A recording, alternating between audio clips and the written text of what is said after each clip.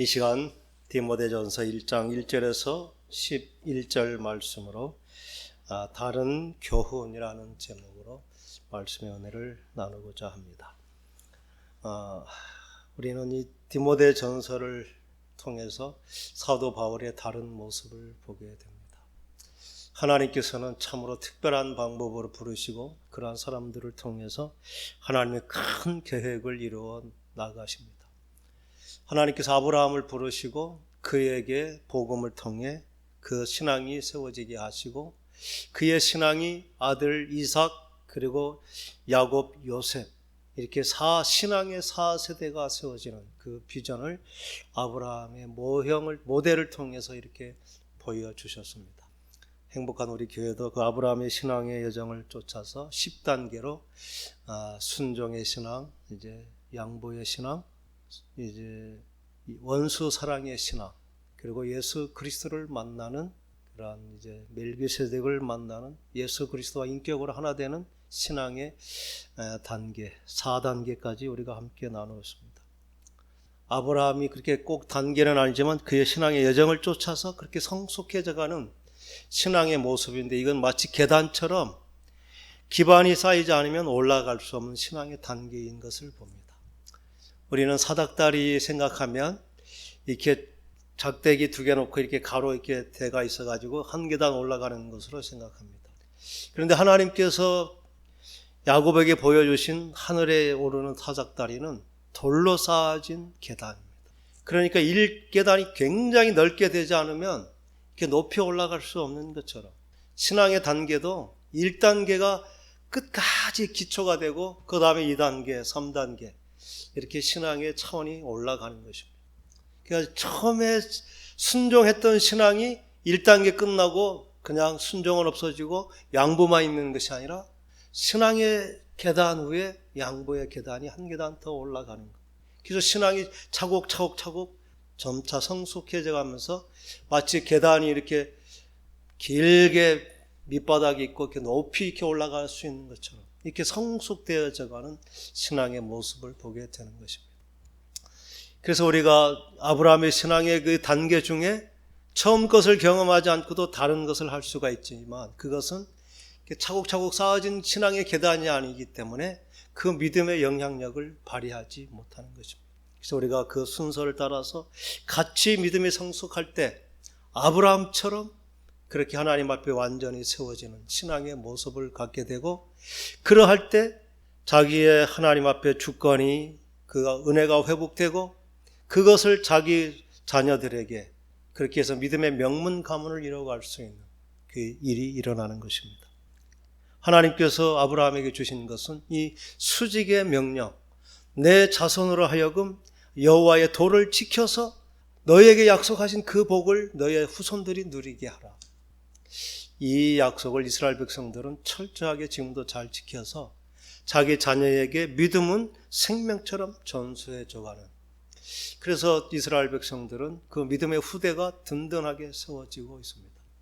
그것이 아브라함을 통해 우리에게 주신 아주 귀한 은혜이고, 사도 바울은 하나님께서 다메섹 도상에서 그를 불러서 이방인의 사도로 세우시면서 그로 하여금 이제 신앙의 4세대가 세워지는 또 다른 비전을 주신 것입니다.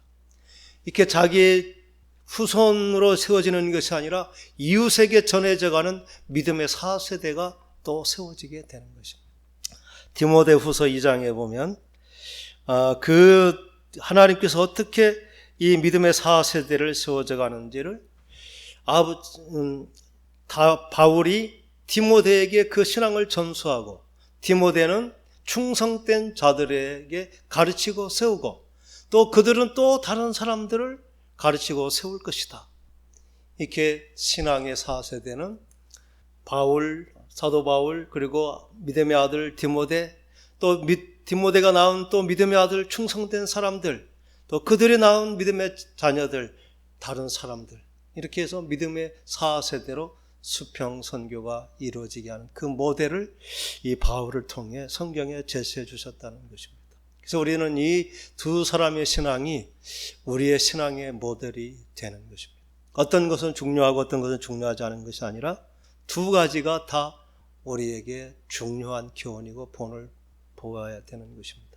그래서 내가 믿음 안에서 믿음으로 산다는 것이 무엇인지, 우리는 예수 믿고 구원받고 천국 갈 것을 알면서도 이 땅에 어떻게 살 것인가, 그 정확한 모델이 없기 때문에 각자의 소견에 좋은 대로 마치 사사기 시대를 사는 것처럼 각자의 믿음을 따라서 충성되게 살지만 그 하나님께서 보여주신 본을 보지 못함으로 좋은 열매, 온전함의 열매를 맺지 못합니다. 우리가 믿음에 어떻게 살 것인가, 아브라함을 보여주셨고, 우리가 이 받은 복음을 어떻게 전할 것인가, 그것은 사도 바울의 사역을 통해 우리가 배우게 되는 것입니다. 이 사역이 얼마나 중요했는지 사도 바울은 자기의 가족을 갖지 않고 결혼도 하지 않고 여기에 일생을 바쳐서 충성함으로 정말 시대적인 특별한 사명을 위해서 사도 바울은 그렇게 쓰임 받았던 것입니다.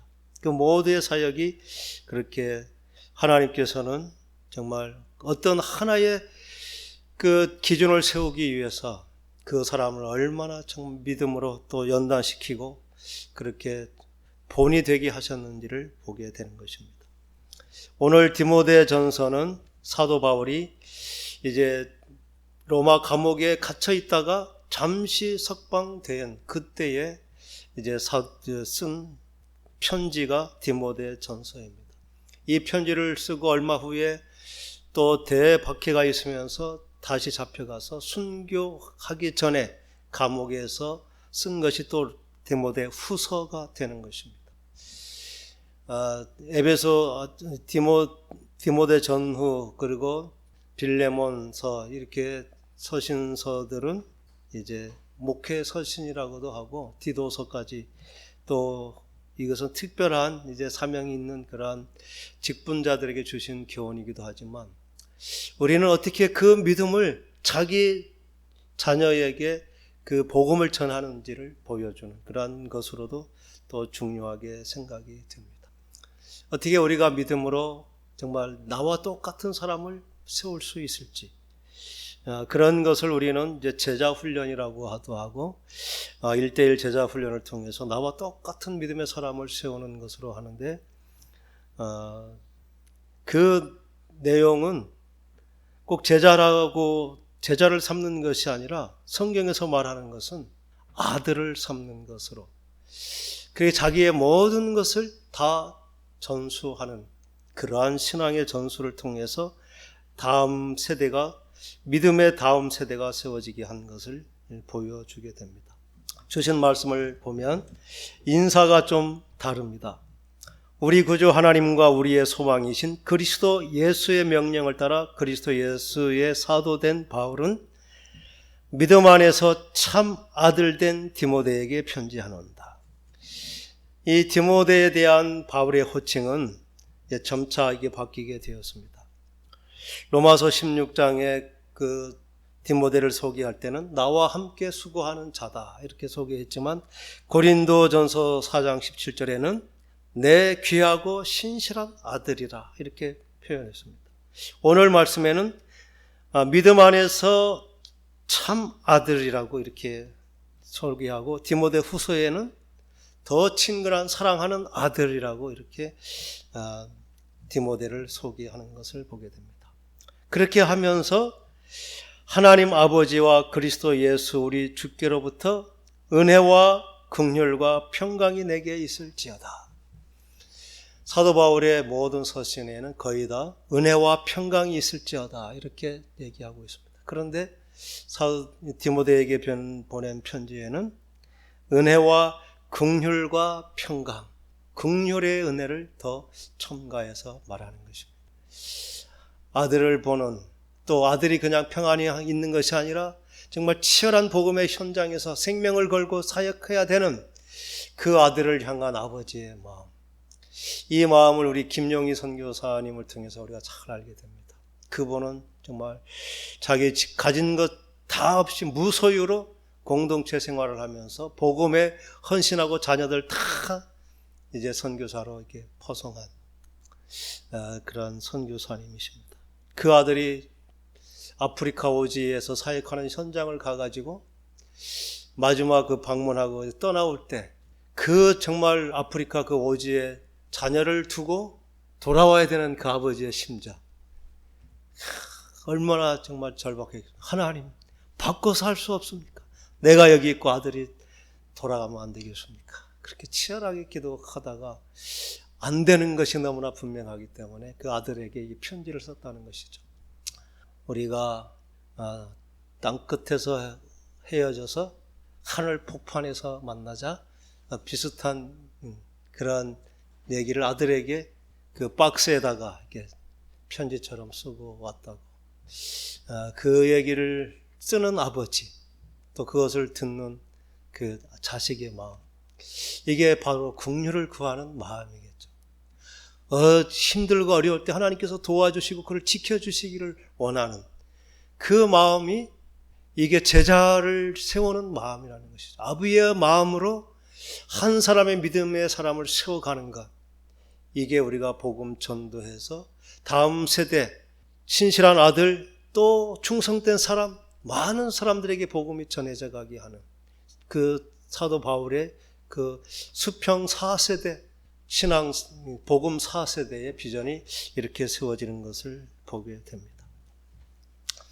그러면서 사도 바울은 실질적으로 그 에베소 교회라고 하는 아주 중요한 교회에 목회자가 없기 때문에 자기를 대신해서 이 디모데를 보내는 것이죠.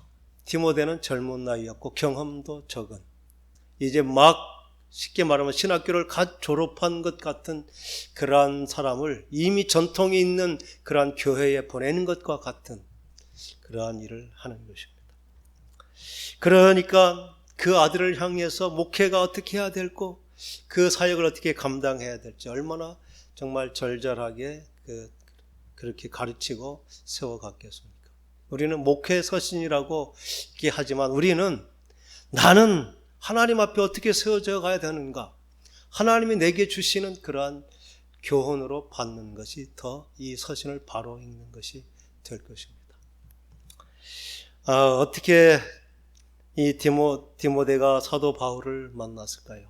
그 사도행전 14장에 보면은 루스도라에 나면서 걷지 못하던 그 사람이 바울이 복음 전하는데 아주 주목하여 쳐다보고 있는데 사도 바울이 그에게서 걸을 만한 믿음이 있는 것을 보고 내 발로 서라, 이렇게 사도 바울이 명하니까 한 번도 걷지 못한 그 사람이 벌떡 일어나 걸어가는 그 놀라운 경험을 한 것이죠.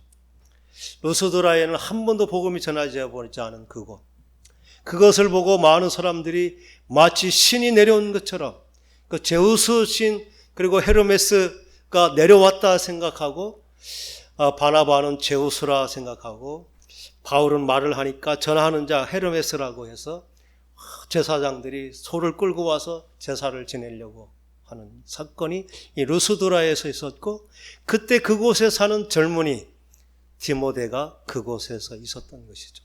그 광경을 디모데가 목격을 한 것입니다. 그러면서 이제 그때부터 신앙을 갖게 되고, 이 디모데가 본 것은 그때에 이 바울이 그렇게 놀라운 기적을 행했지만 사람들을 안도시키고 우리가 복음을 전하는 것은 너희들이 이렇게 정말 헛된 것을 숭배하지 말고 살아계신 참되신 하나님을 믿으라고 복음을 전하는 것이다. 그게 복음을 듣고, 놀랍게도 그때 또 유대인들이 사울을 박해하는 유대인들이 와가지고 사도 바울을 아주 그냥 폭행해가지고 거의 죽은 줄 알고 성 밖에 던져버리는, 복음을 전하면서 핍박을 받고 고난을 당하는 것을 이 디모데가 보게 된 것입니다. 그러면서도 이 바울을 쫓아온 것, 그게 하나님께서 맺어주신 바울과 디모데의 만남의 광경이었고, 그때부터 그의 신실한 믿음이 성장했는데 그 디모데의 후에는 할머니 로이스 그리고 어머니 유니게, 이분들은 그 어머니가 그 유대인이었지만 아마 전통 유대인은 아닌 것 같아요. 그 이름의 의미를 봐가지고 유니게라고 하는 것은, 그래서 유대인과 결혼하지 않고 헬라 사람과 결혼했기 때문에 유대 안에 살지 못하고 이방인과 결혼한 사람은 이방인이 취급을 받았기 때문에 이제 유대 사회에 있지 못하는, 그러면서도 자기의 믿음을 끝까지 지켰던 이러한 사람이 디모데의 부모님이었고, 그래서 디모데는 어려서부터 성경을 알았고 유대인의 교훈에 대해서 알고 있었는데 사도 바울을 통해서 예수를 만나게 되고 성경에서 말하는 그 구원자 메시아에 대한 믿음을 갖게 된 것입니다. 오늘 주신 이 말씀의 교훈은 이제 실제적인 그 에베소 교회의 문제 두 가지에 대해서 먼저 그거 이유를 말하는 것입니다. 첫 번째는 신화와 끊없는 족보에 몰두해서 말썽만 일으키는 그러한 문제. 또 한 가지는 이제 율법을 철저히 지켜야 된다고 하는 율법을 강조하는 그 유대주의의 두 가지 문제. 이 문제에 대해서 그들의 잘못된 교훈을 바로 잡도록 사도 바울이 그 디모데로 하여금 그 일을 해내라고 이렇게 먼저 아주 중요한 그 교회의 문제에 대해서 말씀을 해 주시는 것입니다. 이렇게 중요한 과제는 먼저 해결해야 되기 때문에 오늘 주신 말씀의 교훈은 우리는 잘 드러나지 않습니다. 이 신화와 끝없는 족보 이야기가 무엇인가? 이 헬라 사람들은 그렇게 모든 것을 신적인 것과 연결시키는, 그러니까 믿음의 조상 아브라함, 그리고 모세, 또 선지자들, 이러한 사람들은 신화가 만들어지는 것입니다. 하나님께서 그들을 어떻게 해가지고 그 계보가 쭉 이어져서 누구에게 그 신이 임했다는 식으로, 그렇게 해서 이 사람들의 족보를 굉장히 중요하게 여기면서 이 근원은 이제 그노시스라고 하는, 특별히 우리는 어떤 영적 계시를 통해서 그러한 진리를 알게 되었다, 이렇게 하는 것들이 이 신화와 족보에 창념하는 사람들입니다. 이런 사람들은 극단적으로 굉장히 영적인 것을 추구하기 때문에 그 모습은 신령한 것처럼 보이는 것입니다. 우리가 대한민국에 있는 여러 이단들이 있지만 그 뿌리는 다 같지만 이제 JMS라고 하는 정명석이라는 그러한 이단이 있습니다. 이 사람의 사상이 이 신화와 족보와 비슷합니다. 이 사람은 엘리야의 영이 부활해서 세례 요한에게 왔다는 것입니다. 그래서 세례 요한은 엘리야와 요한 두 존재가 같이 있다, 이렇게 영적으로 계보가 이어진다고 이렇게 말하는 것입니다. 이렇게 잘못된 이단은 자기들의 그러한 어떤 사고를 통해서 신화와 족보와 계보를 만들어가면서 그것만 있는 것이 아니라 그들의 어떤 영적인 어떤 현상들을 통해서 그것이 믿음이 가도록, 우리가 정명석이 그 교리를 보면 터무니없기도 한데 옳은 얘기 몇 가지가 들어있는 것입니다. 그러니까 믿고자 하면 믿어져 버리는 것이죠. 옳은 얘기 몇 가지가 있으니까. 틀린 게 너무나 분명히 틀려도.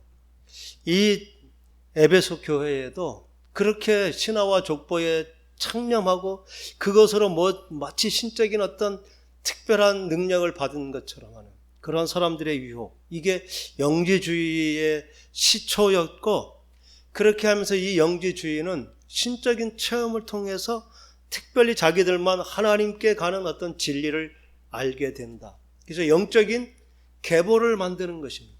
더 계급이 있어가지고 더 신령한 사람, 더 신령한 사람, 더 신령한 사람, 그렇게 해서 그렇게 믿음이 성장하고 구원을 받는다는, 그래서 종교를 계급화 시켜버리는, 이게 신화와 족보에, 왜 족보를 따집니까? 조상이 있고 아버지가 있고 섬겨야 될 대상이 있다는 것을 이렇게 만들어가는 것입니다. 이 사람들도 예수 그리스도를 믿지 않는 사람이 아니라 복음 안에 있으면서도 그렇게 이단적인 것이 그 안에 생겨나는 것이죠. 지금 우리 시대의 모든 이제 이단들, 통일교, 또 이제 안증회라고 하는 이제 어머니 하나님 모시는 그러한데, 또 이제 너무나 유명한 신천지 증거장막 이만희, 이런 모든 교회들이 우리와 똑같은 형태의 예배를 드리는 것입니다. 하나님을 찬양하고 성령님을 인정하고 예수님을 구주로 고백하고 그렇게 예배를 똑같이 드리면서도 그들의 생각은 예수님이 다르고 성령님이 다르고 다 다른 거예요. 이 신화와 족보에 창념하는 그러한 사람들도 똑같이 무리 안에 있으면서도 자기들만 특별하게 그러한 단어의 의미들을 해석해가면서 일어나는 것. 이게 참 교회의 큰 문제가 되는 것입니다. 이러한 이단들이 지금 아주 이제 구체적으로 지금 드러나는 이단의 분파의 중에 있는 것입니다. 이런 사람들은 그것으로 하여금 그 사람의 교리가 맞는지 안 맞는지 우리가 분별할 기준이 무엇인가? 세 가지로 생각해 볼 수 있습니다.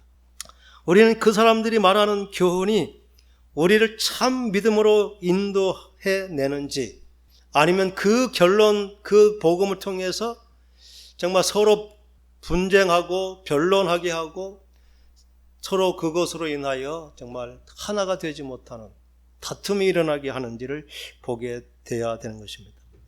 오늘 주신 말씀에 보면 그들은 하나님의 경륜을 이름보다 도리어 변론을 내게 된다는 것이죠.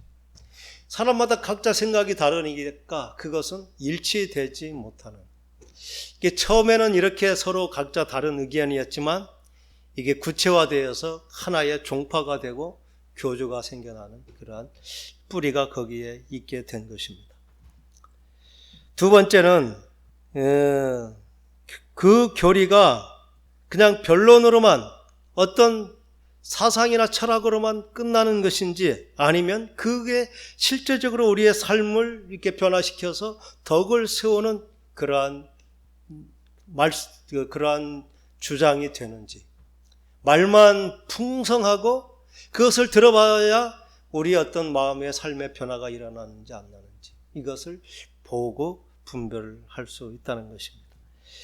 우리가 덕을 세우는 그 일이 돼야 되는데 굉장히 열심히 하면서도 그 일이 자기들의 어떤, 자기들만 뛰어나다고 하는, 자기들만 특별한 지식을 가지고 있다는, 이게 사람이 드러나는 그러한 일, 그러한 것들은 분명히 잘못된 그러한 교훈이라는 것을 보게 됩니다. 세 번째, 그 교리가 결국 그 교리를 듣는, 그러한 신화와 족보를 듣는 그 사람들이 공동체가 서로 사랑으로 서로 존중해가는 그러한 공동체가 되는지, 이것을 보면 알 수 있다는 것입니다. 그래서 그들의 교훈에 대한 결론을 5절은 이렇게 말합니다. 바른 교훈의 목적은 청결한 마음과 선한 양심과 거짓 없는 믿음에서 나오는 사랑이다. 사람들이 이에서 벗어난 헛된 말에 빠지는 것, 이것이 그들이 잘못된 주장의 결론이다. 이렇게 사도 바울은 이제 말하고 있습니다. 지금은 우리가 교리적으로 이미 잘 드러나 있기 때문에 조금만 이제 가르쳐 주면 분명히 알 수 있습니다. 그런데 모두가 다 열심인 가운데 자기들의 어떤 그러한 지금까지 살아왔던 어떤 경험이라든지 종교심, 거기에서 이게 시작된 어떤 그러한 영적인 사건들은 좋은 것인지 나쁜 것인지 분별이 안 되는 게 바로 이제 초대 교회의 시기였다고 하는 것을 보게 됩니다. 우리나라에도 처음에 이제 복음을 받은 사람들은 유교라든지 또 무속적인 그러한 것과 많이 복음이 결합되어서 마치 그냥 예수 믿는 것이 예수의 능력을 덧입어서 마치 무당을 섬기는 것과 비슷한 그러한 형태들도 나타나는 것. 이러한 것처럼 이 족보와 이 끝없는 신화에 창념하는 모습들이 이 에베소 교회 안에도 그 지역의 정서와 지금까지 내려왔던 신앙의 어떤 뿌리에서 나온 복음이 아닌 다른 것들도 교회 안에 한 분파가 됐다는 것입니다. 이러한 것들이 지금 우리 시대에 왜 기독교 안에서 똑같은 하나님을 믿고 예수님을 믿는데도 불구하고 이단이 생기는지 그 이유가 밝혀지는 것입니다. 또 두 번째 한 부류는 지금도 마찬가지지만 이제 율법에 대한 것.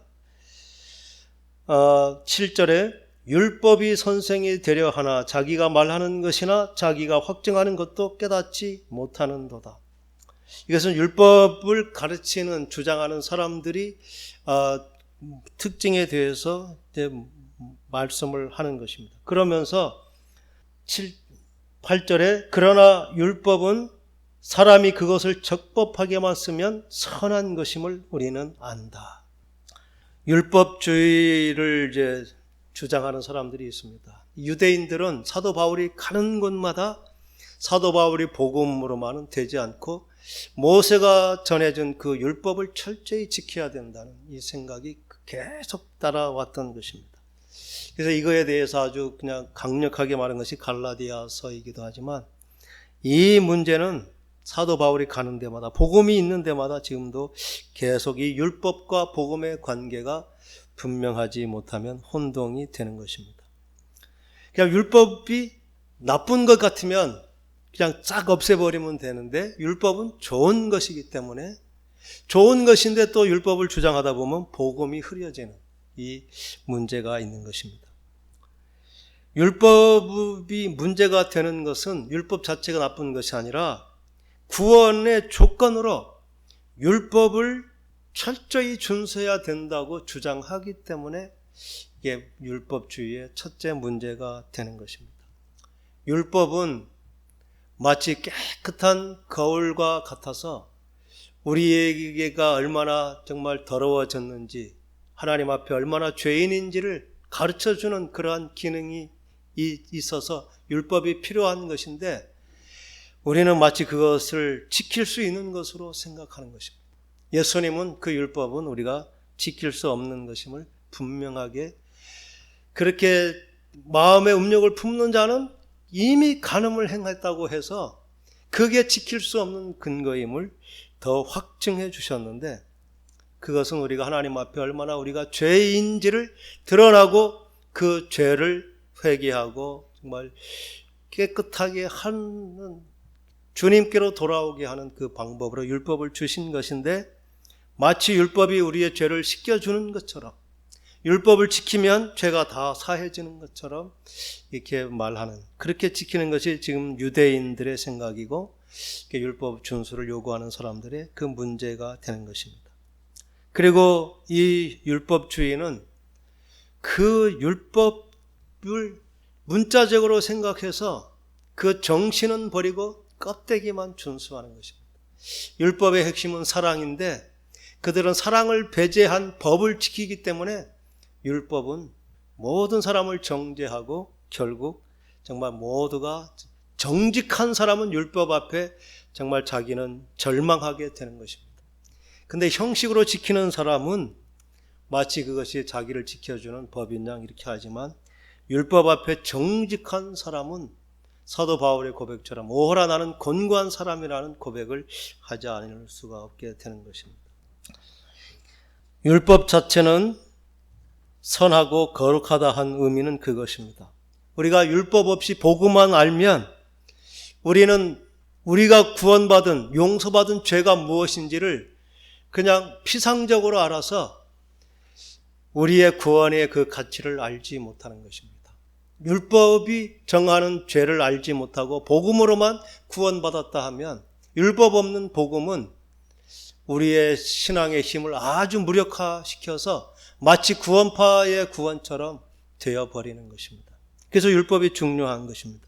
그런데 그 반대로 복음이 없고 율법만 있으면 정말 성실하게 믿음으로 살려는 사람은 나는 할 수 없다는 나는 죄인이라는 끝에 없는 책망을 받게 되는 그러한 저주가 절망이 있게 되는 것이죠.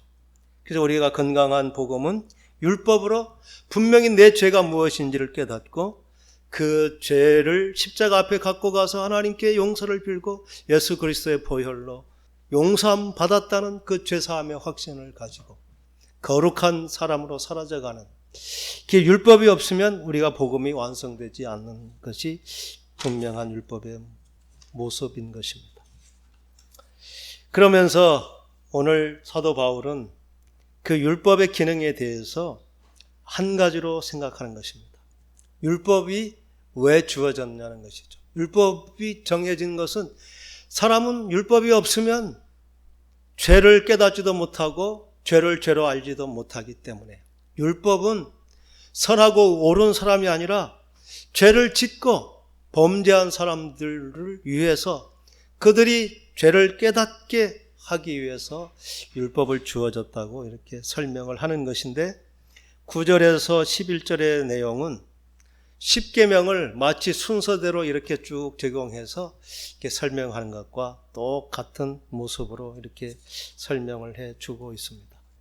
9절부터 알 것은 이것이니 율법은 옳은 사람을 위하여 세운 것이 아니고 오직 불법한 자, 복종하지 아니하는 자, 경건하지 아니한 자, 그리고 죄인과 거룩하지 아니한 자, 그리고 망령된 자, 이러한 것들은 마치 이제 십계명의 처음 네 계명을 이제 생각하게 합니다. 불법한 자는 율법을 제정하신 그 하나님을 무시하고 자기 생각대로 하는 것. 또 복종하지 않은 사람은 하나님의 규칙 아래 자신을 복종시키기를 거부하고 질서를 어지럽히는 그러한 죄를 말하는 것이고, 경건하지 아니한다는 것은 믿지 아니하고 그 죄의 삶과 행위에 있어서 하나님을 무시하고 하나님의 뜻을 업신여기는 것, 경건하지 아니한 자입니다.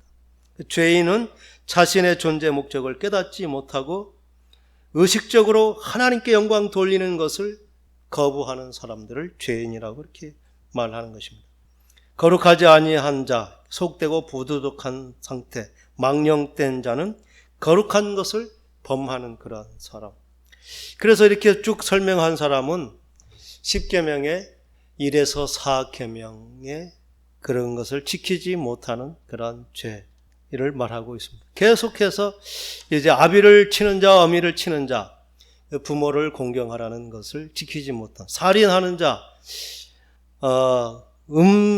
음행하는 자, 남색하는 자, 살인하는 자 6계명, 음행하고 남색하는 자는, 남색하는 자가 이제 동성애 자들을 이렇게 말하는 것입니다. 7계명이고, 사람을 탈취하는 자 8계명, 거짓말하는 자, 거짓 맹세하는 자 9계명, 바른 교훈을 거스리는 자.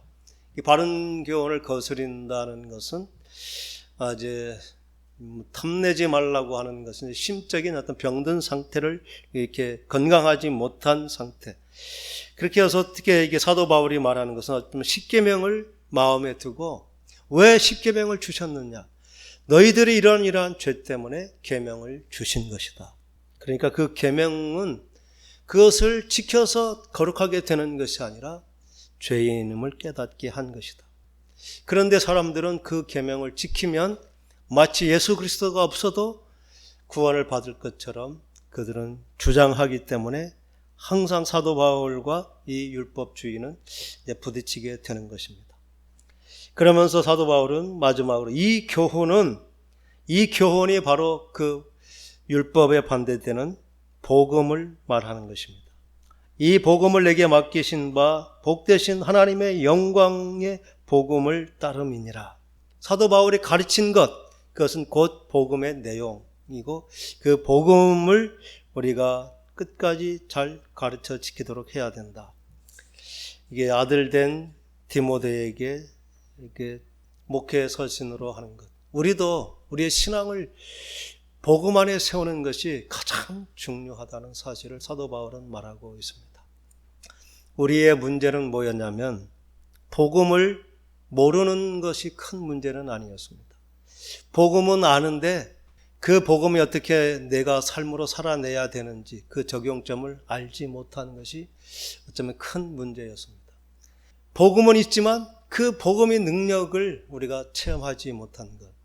그래서 그게 마치 우리가 예수 믿으면 구원받는다는 그 믿음.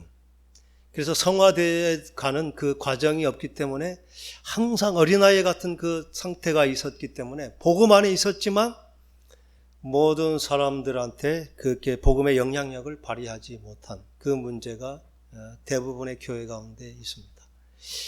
장로교회 우리 교단은 거의 이 복음의 진리에서는 떠나지 않았고, 복음이 있는데 마치 구원파의 복음과 거의 비슷한, 그래서 이 행위를 강조하는 것은 우리가 굉장히 경계하면서 혹시 그게 율법주의로 이렇게 흐를 수 있다는 그러한 경계를 갖고 있습니다.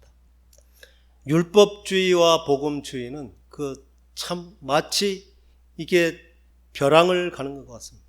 그 한 발짝 이렇게 가면 율법주의로 빠지고 이쪽으로 가면 복음주의로 빠질 수 있는 그 경계선상을 가는 때가 있는 것입니다. 우리가 아브라함이 그 10단계 하면 그것은 율법주의가 아니냐 이렇게 말할 수 있는 생각의 그 범위가 있다는 것이죠. 그런데 분명히 우리가 복음으로 한다는 것을 이제 확증하며 알 수 있게 되는 것이죠. 율법주의하고 복음주의가 겹치는 부분이 너무 많은 것이죠. 거룩한 삶, 그리고 훈련되고 열심히 이제 우리가 그냥 저절로 되지 않는 노력이 필요한 성화의 과정이 필요한, 그래서 복음 지키는 사람도 그것을 하고 있고 율법주의도 그것을 하고 있어서 분명히 혼동될 수 있는 부분이 있는 것입니다. 그래서 사도 바울은 그 복음에 대해서, 율법에 대해서, 그 기능에 대해서 분명하게 가르쳐야 될 필요를 느끼고 이제 디모데로 하여금 그 일을 이제 첫 교훈으로 주시는 것입니다. 복음은 듣고 믿고 순종함으로 완벽한 그 죄사함 그리고 하나님의 자녀됨의 권세를 가지는 것입니다. 그런데 그것은 마치 우리가 노예였다가 이제 자유의 몸이 되고 그 주인의 아들로 신분이 변화된 것 같은 그러한 놀라운 그러한 영적 사건입니다. 그런데 문제는 그 상태에서 더 이상 변화가 일어나지 않는 것이죠. 그 노예의 삶을 정리하지 못하고 그 아들의 품격이 있는 삶을 시작하지 못하는 것. 그게 구원받았지만 그 율법이 말씀하신 하나님의 정당하고 정말 하나님의 바른 삶의 기준에 적용하지 못하는 그 문제가 거기에 있었던 것입니다. 그러니까 우리가 열심히 노력해야 되는 것은 노예했던 죄의 습관을 계속해서 끊어내는 것. 그 방법이 무엇이냐? 믿음 안에 사는 것입니다. 그래서 우리가 찬송하고 기도함으로 그런 영적인 능력을 회복해야 그 죄의 습관이 끊어지고 죄를 이길 수 있는 힘이 생기는 것인데, 믿으면 된다고 해서 아무 일도 안 하고 믿는다는 생각만 가지면 우리는 계속 영적인 싸움에서 지는 것이죠. 그래서 우리가 순종한다는 것은 우리가 자녀가 되었으니 하나님을 찬송하고 하나님께서 주신 비전을 우리가 품고 그것을 기도하면서 이루어가는, 그렇게 할 때 영적인 힘이 생겨서 옛 습관, 죄의 그러한 유혹을 이길 수 있는 영적인 힘이 생겨서 가고, 그렇게 살면 어느 순간 우리가 율법이 요구했던 거룩한 삶의 모습이 우리에게 저절로 세워지는 것입니다. 율법을 지키려고 하는 것이 아니고 하나님의 자녀에 걸맞는 그러한 삶을 살다 보니 저절로 그렇게 우리가 거룩한 모습이 되는 것. 저절로 된 것이 율법의 완전한 모습이지, 율법을 지키려고 애쓰면 그건 우리의 의가 되고 힘들고 어려워서 그렇게 못하는 사람을 보면 정죄하게 되고 판단하게 되는, 잘못된 것이 되는 것입니다. 행복한 우리 교회는 이제 우리가 죄사함 복음을 받은 것이 무엇인지, 우리가 가야 될 길이 무엇인지를 알고 이제 그 순종의 과정, 아브라함이 보여주신 그 믿음의 10단계가 그래서 너무나 중요한 것입니다. 그렇게 살아갈 때 죄를 이기는 것, 그리고 하나님의 자녀로 성숙하고 거룩한 모습으로 하나님께서 정말 구원하신 그 목적, 우리는 이 세상을 벗어나지 못하는 것입니다. 1단계 신앙은 결코 세상을 벗어나지 못합니다. 우리가 적어도 한 아브라함의 5단계 이상 됐을 때, 그때 하나님께서 우리를 구원하신 그 죄사함, 그리고 잃어버렸던 하나님의 권세가 무엇인지 이것을 비로소 보게 되고, 그때부터는 힘을 내서 신앙의 과정을 걷게 될 것입니다. 이것은 가르침으로 되는 것이 아닙니다. 교육으로 되는 것이 아니고 실전의 삶을 통해서만 그렇게 되는 것이기 때문에 우리가 아브라함의 10단계라고 배우는 것은 교육해서 지식을 얻는 것이 아닙니다. 실수하고 못하더라도 계속 도전하면서 우리의 삶이 그렇게 세워져 가는, 스스로 평가하고 볼 수 있는 그 단계, 마치 우리가 안내 지도로 딱 우리 코스를 출발섬에서 다 보는 것처럼 아브라함은 그렇게 우리의 믿음의 그 여정을 우리가 어떻게 가야 성숙한 믿음의 길을 가는지를 보여주시는 것입니다. 이것을 통해서 우리가 더 분명하게 우리의 그 복음을 확증하게 되고 그 복음에 원하는 능력 있는 삶을 살게 될 것입니다. 행복한 우리 교회가 이렇게 마음은 급하지만 더디게 가긴 갑니다. 그러나 이제 하나님께서 우리로 하여금 복음이 무엇인지, 그리고 정말 믿는 사람들은 어떻게 살아야 되는지를 우리를 통해 정말 많은 사람들에게 증거하게 되고 또 그러한 열매가 우리를 통해 맺어지게 될 줄 믿습니다. 기도하겠습니다.